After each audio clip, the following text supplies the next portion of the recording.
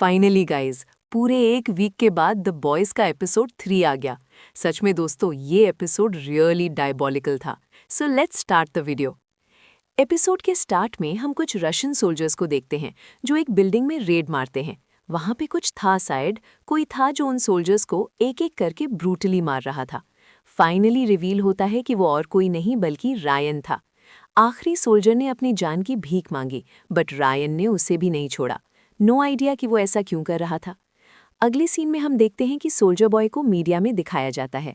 Media starlight पर fake allegations लगाती है वॉट टावर के ब्लास्ट का। फेक न्यूज़ ये फैलाया जाता है कि सोल्जर बॉय इतने सालों से रशिया में एज एन यूएसए स्पाई काम कर रहा था। सोल्जर बॉय द 7 ज्वाइन करता है एंड देन होमलैंडर मीडिया के सामने रिवील करता है कि सोल्जर बॉय उसका बाप है। सोल्जर बॉय को ये अच्छा नहीं लगा। सोल्जर बॉय को लगता है कि होमलैंडर को पहले से वो वायरस के बारे में पता था।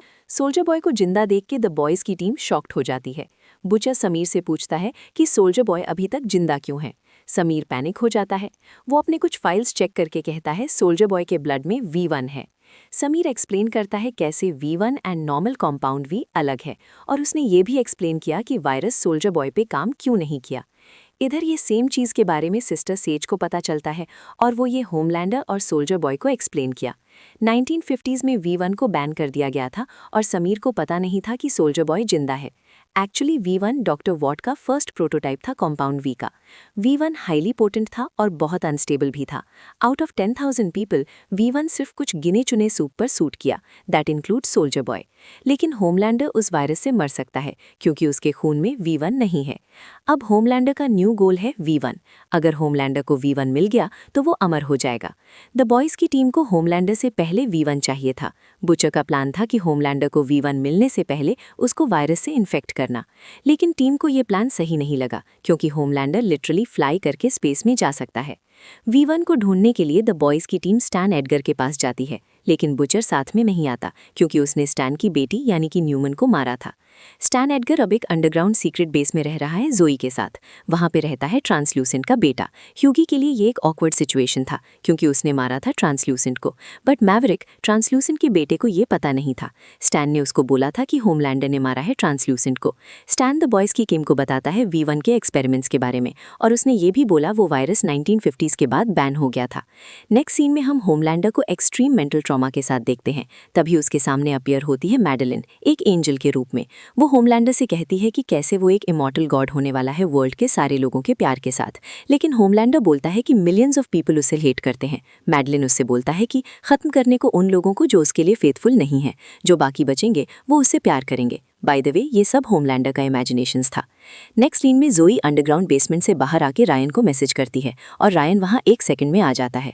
जोई रायन से कहती है कि वो बुचर को मारना चाहती है, लेकिन रायन जोई को बोलता है कि वो मारी जाएगी अगर वो बुचर से बदला लेगी।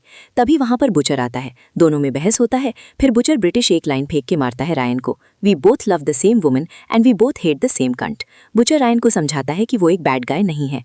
नेक्स्ट द बॉयज़ की टीम को वो फाइल्स में से फोर्ट हार्मनी के बारे में पता चलता है। वहाँ पे V1 हो सकता है। यहाँ बुचर और रायन की कॉन्वर्सेशन कंटिन्यू होता है। एक बार में बुचर रायन से बोलता है कि को होमलैंडर बुलाएगा और उससे फाइट करेगा, एंड आफ्टर दैट वो वायरस को फेंक के मार देगा होमलैंडर के ऊपर और खुद भी मर जाएगा। रायन ने पहले मना किया, लेकिन बुचर ने बोला हम साथ मरेंगे। बुचर के बहुत समझाने के बाद रायन फाइनली अग्री हो गया।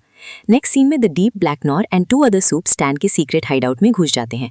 वहां पर मैवरिक जो होमलैंडर के खिलाफ था, अब द डीप से सब सच जानने के बाद ह्यूगी पर बदला लेने की सोचता है। स्टैन द बॉयज़ की टीम को छोड़ के अकेले भागने की कोशिश करता है, लेकिन उसे ब्लैक नॉर पकड़ लेता है। टकला साइकिक सूप और वो सूंघने वाले सूप को टीम मार देती है और बाहर द डीप, ब्लैक नॉर और स्टैन को गाड़ी के अंदर बेहोश कर देता है और ब्लैक नॉर को बाहर फेंक देता है और अकेले स्टैन को लेके चला जाता है।